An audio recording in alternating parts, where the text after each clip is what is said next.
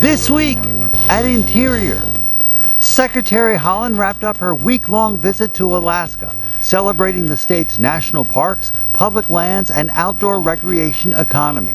She traveled to Kenai Fjords National Park, where she met with Interior employees, heard about the impact of the climate crisis on the landscape, and highlighted investments to help protect the great outdoors. Nearly $100 million in funding is available this year to expand access to national parks and public lands throughout the state.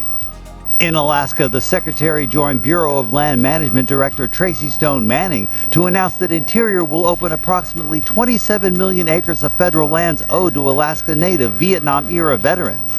The land allotment program was established by the John D. Dingell Jr. Conservation, Management, and Recreation Act of 2019 to offer land to veterans who did not have access to land allotments while serving during the Vietnam War. Secretary Haaland testified this week before the House Appropriations Subcommittee on President Biden's fiscal year 2023 budget. She highlighted Interior's key role in supporting the administration's effort to fight climate change, advance equity and environmental justice, and repair the nation's aging infrastructure. Interior's portion of the budget proposal totals $18.1 billion, an increase of nearly 20% over 2022. Interior this week announced that the Bureau of Ocean Energy Management will take the next steps for possible leasing off the coast of Oregon and in the Central Atlantic. Over the past year, the Biden-Harris administration and the Interior Department have launched the American offshore wind industry by approving and celebrating the groundbreaking of the nation's first two commercial-scale offshore wind projects in federal waters. The department also held a record-breaking New York Bight auction and announced plans to potentially hold up to 7 new offshore lease sales by 2025. These efforts help advance the Biden-Harris administration's goal to deploy 30 gigawatts of offshore wind energy by 2030. Secretary Haaland this week announced $95 million in funding has been approved by the Migratory Bird Conservation Commission.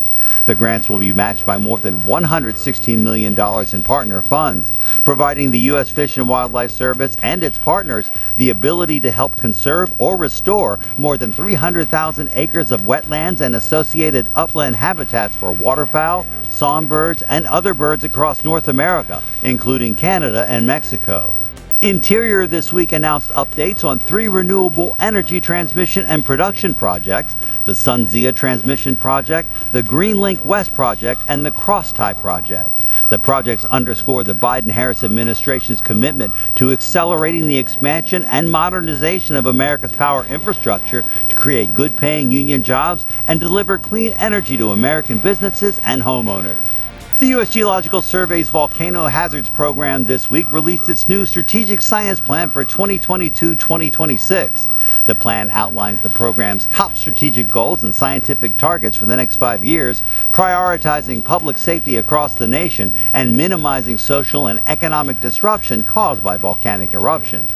A 15-year-old from South Dakota has taken home top honors at the 2022 National Junior Duck Stamp Art Contest.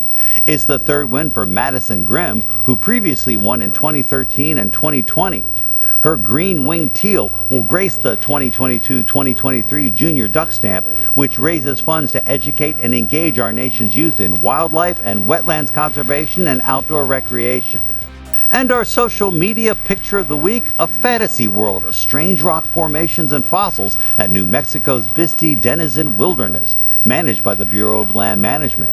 Here, time and the elements have weathered the rocks into the form of pinnacles, spires, cap rocks, and cracked eggs. Make sure you follow us on Facebook, Instagram, Twitter, and YouTube. That's This Week at Interior.